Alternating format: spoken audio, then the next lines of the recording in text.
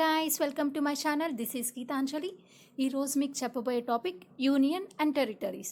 నేను ఆల్రెడీ ముందు వీడియోలో చెప్పాను, క్యాపిటల్ స్టేట్స్ అండ్ క్యాపిటల్స్ గురించి ఒక వీడియో తీసానండి. ఎవరైనా చూడకపోతే అక్కడికి వెళ్ళి చూడండి. ఈరోజు నేను యూనియన్ అండ్ టెరిటరీస్ గురించి చెప్తున్నాను. ఒక్కొక్క వీడియోలో ఒక్కొక్క యూనియన్ టెరిటరీ గురించి చెప్తున్నాను. దాని యొక్క స్పెషాలిటీ, దాని క్యాపిటల్ అండ్ ఎన్ని డిస్ట్రిక్ట్స్ ఉంటాయి అని అలాగా మీకు చెప్పబోతున్నాను. అవి మీతో షేర్ చేయాలనుకుంటున్నాను. Let's start. సో ఫస్ట్ మీకు చెప్పేది నేను అండమాన్ నికోబార్ ఐలాండ్స్ గురించి చెప్పాలనుకుంటున్నాను. సో టోటల్గా మనకి 8 యూనియన్ టెరిటరీస్ ఉన్నాయండి. రీసెంట్గా ఫామ్ అయింది అక్టోబర్ 31, 2019 ఫామ్ అయింది జమ్మూ కాశ్మీర్ అండ్ లడాక్. ఇక్కడ మీరు చూస్తున్నారు కదా. And then Chandigarh. నేను ఆల్రెడీ లాస్ట్ వీడియోలో చెప్పాను, చండీగఢ్కి ఒక స్పెషాలిటీ ఉంది. ఏంటంటే అది 2 స్టేట్స్కి సేమ్ క్యాపిటల్ అనమాట. సో పంజాబ్ అండ్ హర్యానాకి same capital Chandigarh. Next Daman and Diu and Dadra and Nagar Haveli, ఆ రెండు కలిసిపోయాయండి. ఇప్పుడు ఓన్లీ 1 యూనియన్ టెరిటరీ ఆ రెండు కలిసి. తర్వాత Lakshadweep islands, Puducherry, Andaman and Nicobar islands, Delhi. So నేను మీకు ఈరోజు చెప్పబోయే యూనియన్ టెరిటరీ వచ్చేసి Andaman and Nicobar islands. Okay, అసలు ఫస్ట్ మనకి స్టేట్స్ అంటే ఏంటి, యూనియన్ అండ్ టెరిటరీస్ అంటే ఏంటో చూద్దాం. దాని మెయిన్ డిఫరెన్సెస్ ఏంటి, చాలామందికి తెలుసుండదు అసలు యూనియన్ టెరిటరీస్ అంటే ఏంటి, స్టేట్ అంటే ఏంటి అని.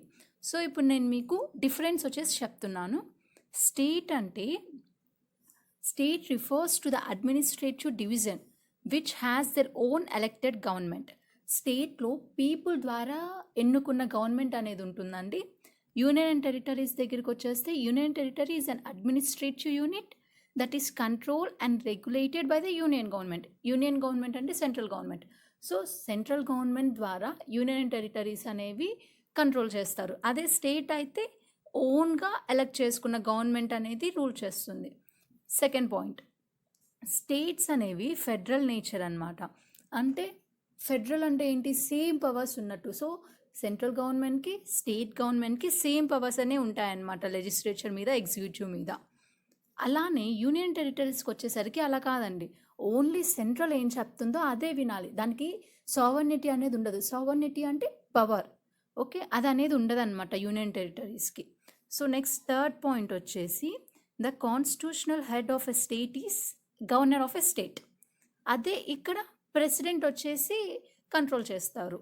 ఓకే, స్టేట్లో అయితే గవర్నర్ ఉంటారు, యూనియన్ అండ్ టెరిటరీలోకి వచ్చేసరికి ప్రెసిడెంట్ ఉంటారు. నెక్స్ట్ పాయింట్ వచ్చేసి states are administrated by chief minister. Chief minister ఎవరి ద్వారా ఎన్నుకుంటారు, పీపుల్ ద్వారా.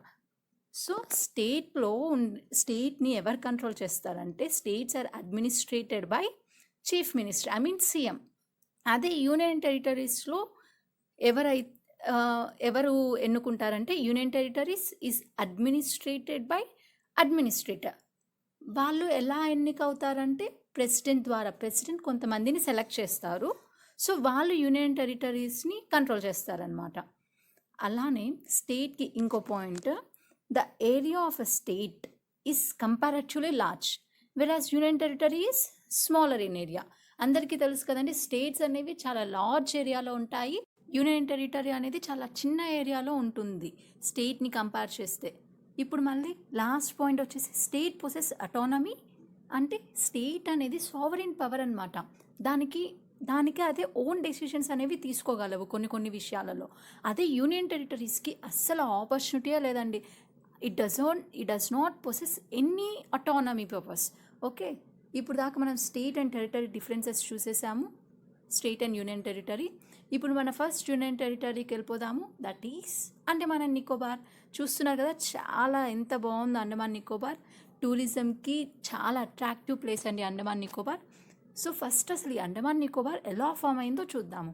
ఇది మన ఇండియన్ ప్లేట్ అలానే మైనర్ బర్మా ప్లేట్ కొలైడ్ అయితే ఫామ్ అయిన అండమాన్ నికోబార్ అనమాట ఇది. ఇక చూడండి, Andaman Nicobar islands are form due to collision between Indian plate and Burma plate.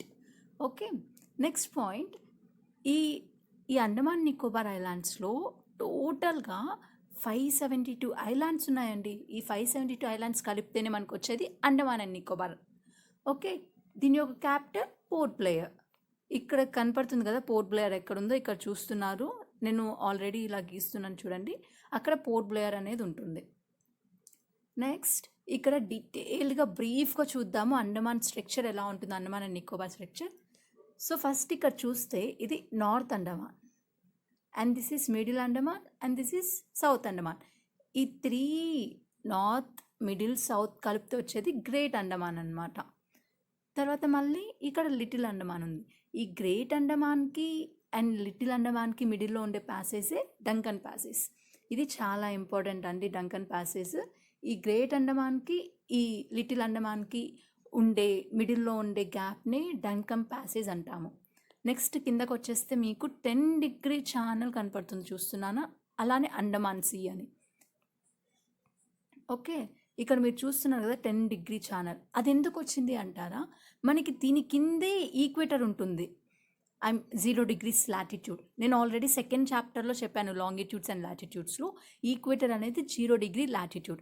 So అలా పైకి వెళ్తే 10 degree నార్త్ లాటిట్యూడ్ అంటారు దీన్ని. Okay, 10 degrees north latitude. అది ఇక్కడి నుంచి పాస్ అవుతుంది కాబట్టి దానికి 10 degree ఛానల్ అని పేరు పెట్టారు. అర్థమవుతుందా? అక్కడ 10 degree ఛానల్ ఎందుకు వచ్చిందంటే అది 10 degrees నార్త్ లాటిట్యూడ్ నుంచి పాస్ అవుతుంది, అందుకే దానికి 10 degree ఛానల్ అని పేరు పెట్టారు. దాని తర్వాత కింద చూస్తే ఇదంతా అండమాన్ అండ్ కింద ఐలాండ్స్ అన్నీ వచ్చేసి నికోబార్ ఐలాండ్స్ వచ్చి. ఓకే, ఇక్కడ చూస్తే car Nicobar, little Nicobar, great Nicobar కనపడుతుంది. అండ్ మీ అందరికీ తెలిసి ఉంటుంది Indira point. The southern most tip of India is Indira point. కానీ అది 2004లో మునిగిపోయింది సునామీ వచ్చేసరికి. సో ఇప్పుడు అది లేదండి. దాని తర్వాత ఇక్కడ మీకు ఒక క్వశ్చన్ అండి. ఇక్కడ మన ఇండియాలో యాక్టివ్ వాల్కెనో ఉండేది ఏంటో గెస్ చేయండి. గెస్ చేసేంత టైం లేదులే కానీ నేను చెప్పేస్తున్నాను, అదే barren island. One of the active volcano, one and only active volcano from India is barren island. Already మనకి ఇంకా చాలా ఉన్నాయండి. ఈ అండమాన్ నికోబార్లోనే ఒకటి ఉంది. ఇన్యాక్టివ్ వాల్కెనోస్ చాలా ఉన్నాయి. యాక్టివ్ వాల్కెనోస్ ఇదొక్కటే. సో ఇన్యాక్టివ్ వాల్కెనో నార్కోండం, అది ఎక్స్టింట్ అయిపోయింది.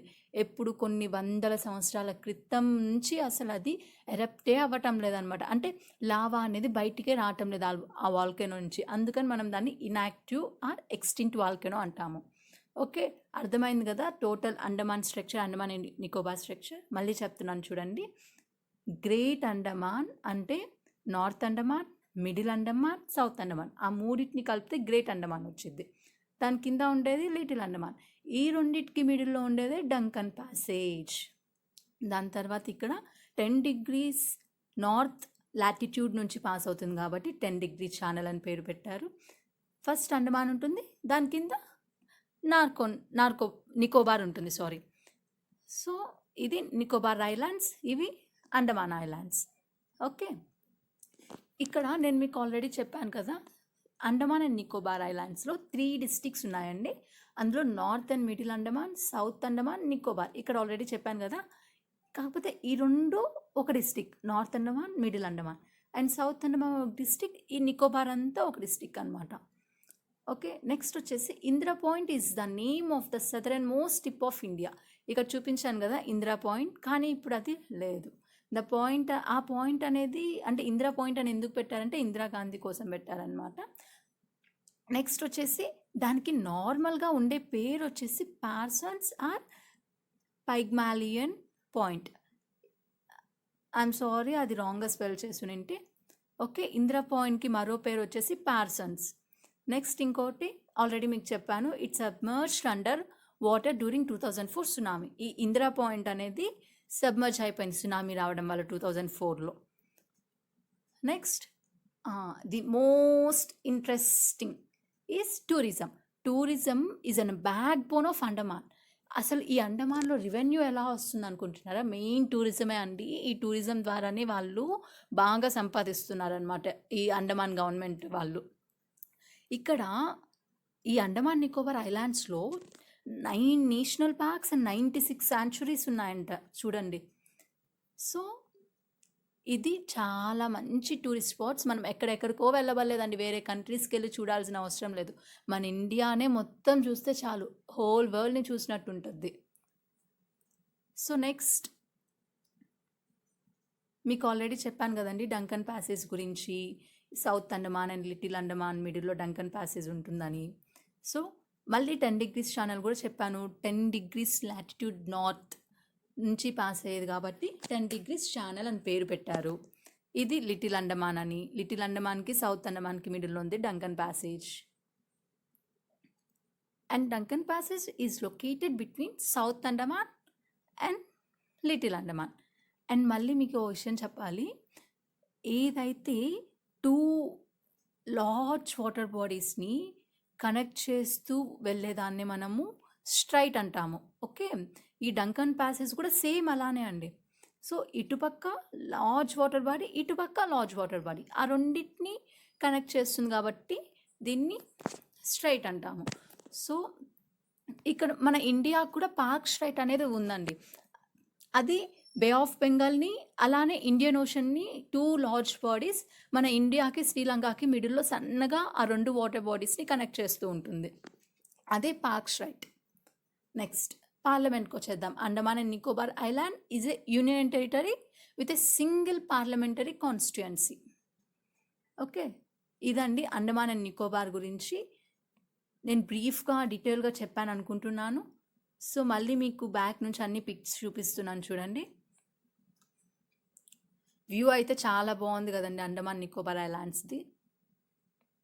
సో, మీకు మళ్ళీ పీడిఎఫ్ చదవాలి అనుకుంటున్నారంటే టెలిగ్రామ్ ఛానల్‌లో జాయిన్ అవ్వండి. టెలిగ్రామ్ ఛానల్‌లో కింద డిస్క్రిప్షన్ బాక్స్‌లో నేను పీడిఎఫ్ పెడతాను. సో, అది ఆ లింక్ కనుక మీరు టైప్ చేస్తే టెలిగ్రామ్ ఛానల్‌కి వెళ్ళిపోతారు. అక్కడ ఆ ఛానల్‌ని సబ్స్క్రైబ్ చేస్తూ ఉండండి. నేను చేసే వీడియోస్, పీడిఎఫ్స్, పిక్స్ అందులో పోస్ట్ చేస్తూ ఉంటాను. మీకు నా ఎక్స్‌ప్లనేషన్ నచ్చినట్టయితే లైక్ చేయండి. అలానే షేర్ చేయండి. ఏమైనా ఫర్దర్‌గా డౌట్స్ ఉంటే కామెంట్ బాక్స్‌లో కామెంట్ కూడా చేయండి. And don't forget to subscribe my channel.